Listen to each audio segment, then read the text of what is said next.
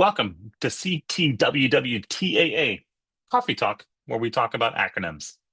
Have you ever got locked out of your own account because you forgot your password? Meanwhile, some random IT guy still has access to those files from like 3 jobs ago? That's a problem. And that's where data access governance, or DAG, comes in. It makes sure the right people have access to the right data and no one else. But here's the thing. Most companies have no idea who actually has access to their data.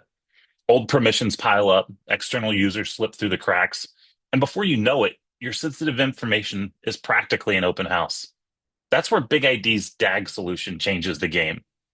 We can see who has access to what and why, find overexposed data before it becomes a security risk, and revoke excessive permissions automatically, because least privilege isn't just a buzzword.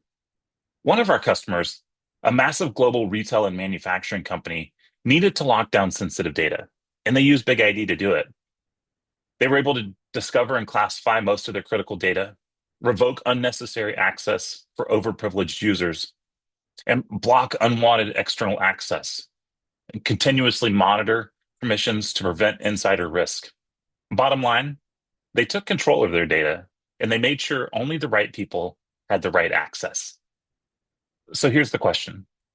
Do you have data access governance keeping your sensitive data locked down? Or are you just hoping nobody's poking around where they shouldn't be? Let's do it right. Let's do it with Big ID.